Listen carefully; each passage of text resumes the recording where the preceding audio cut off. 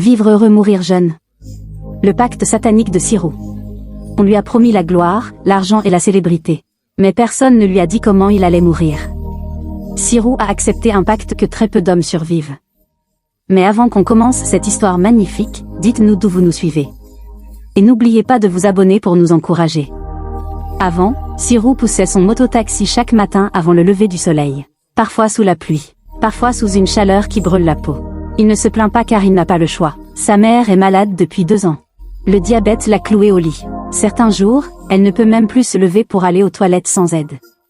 Sa petite sœur a quitté l'école l'an dernier parce qu'il n'y avait plus d'argent pour les cahiers, les livres et les frais scolaires.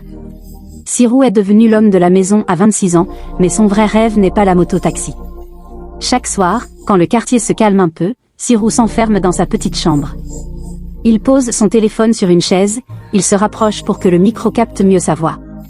Il rappe sur la galère, sur la faim, sur les rêves brisés, sur la vie dure.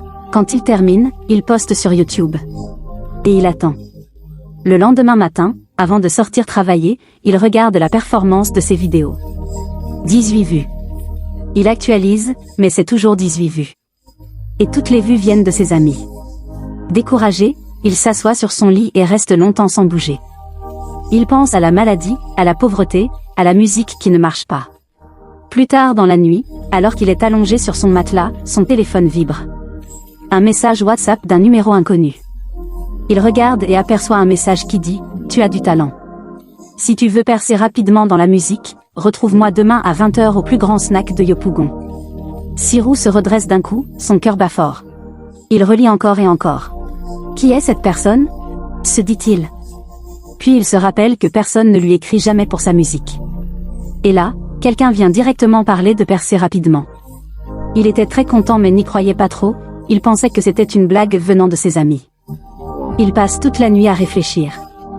Et si c'était vrai ? Pensait-il. Le lendemain soir, il se lave rapidement, mais son seul t-shirt propre répare. Arrivant devant l'entrée, les voitures de luxe étaient garées devant. Il s'arrête quelques secondes, le cœur qui bat. Lorsqu'il entre dans le snack, la musique était forte. Les lumières vives. Sirou se sent petit dans cet endroit. Il regarde autour de lui, nerveux. Puis il voit un homme assis calmement à une table, bien habillé, téléphone posé devant lui. L'homme lève les yeux, le fixe et lui fait signe d'approcher. Sirou s'approcha et n'arrivait pas à y croire. Il le remarqua. C'était le célèbre manager Berlin du pays qui avait fait briller plusieurs jeunes dans plusieurs pays différents. Il croyait que c'était une blague. Il le saluait avec respect et admiration. Puis le manager Berlin le fit s'asseoir. Après quelques secondes de silence, il dit « Tu t'appelles Sirou, n'est-ce pas ?» Sirou répond précipitamment. « Oui monsieur. » L'homme sourit.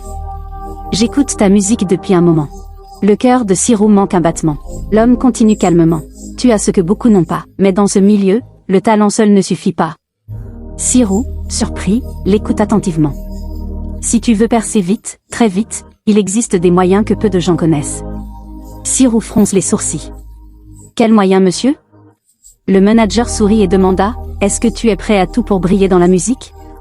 Un silence lourd tombe entre eux. Sirou répond vivement « Oui monsieur, je veux briller dans la musique. » Le manager dit « D'accord, retrouve-moi à cette adresse demain à partir de 22h et surtout ne sois pas en retard. » Il tendit un bout de papier à Sirou, se leva et s'en alla. Sirou rentra chez lui. Le lendemain, il se réveilla avant même que son réveil ne sonne. Il était 21h30. Il faisait encore nuit. Son cœur battait vite. Sur la petite table à côté de son matelas, le bout de papier avec l'adresse était toujours là. Il le prit, le relut encore. C'était bien réel. Ce n'était pas un rêve. Il se leva doucement pour ne pas réveiller sa mère. Il ouvrit la petite boîte où il gardait son argent. Il compta lentement, c'était 10 000. C'était tout ce qu'il avait. Cet argent était prévu pour acheter les médicaments de sa mère pour la semaine. Il resta longtemps assis, l'argent dans la main. Puis il murmura, « Si je réussis, je pourrai acheter tous les médicaments après. » Il remit l'argent dans sa poche et sortit. Il prit un taxi, pour le laisser à sa destination. Plus il avançait, plus les quartiers devenaient différents. Les maisons en banco disparurent. Les routes étaient mieux goudronnées. Les boutiques plus propres. Il regardait autour de lui comme quelqu'un qui découvrait un autre monde. Quand il arriva devant l'adresse, il resta immobile. Un grand portail noir, presque aussi haut qu'un immeuble, était devant lui. Au-dessus, une caméra de surveillance. Il respira profondément et appuya sur la sonnette. Un bruit de moteur se fit entendre. Puis le portail s'ouvrit lentement. Un homme grand, habillé en noir, apparut sans sourire. « Tu es Sirou ?» demanda-t-il. « Oui, monsieur » répondit Sirou. L'homme fit signe d'entrer. À l'intérieur, Sirou crut entrer dans un rêve. C'était un immense studio de production musicale. Des murs couverts de mousse pour le son. Des haut-parleurs énormes suspendus au plafond, des micros dernier cri sur des pieds brillants, des ordinateurs avec des logiciels qu'il n'avait vus qu'à la télé. Son cœur battait de joie. Il se voyait déjà enregistrer des tubes. Quelques minutes plus tard, le manager Berlin entra. Costume clair, montre brillante. « Sirou » dit-il en souriant. « Avant de commencer la musique, on doit d'abord régler quelque chose d'important. » Ils montèrent dans la voiture. Sirou s'assit à l'arrière, impressionné par les sièges en cuir. La voiture quitta la ville.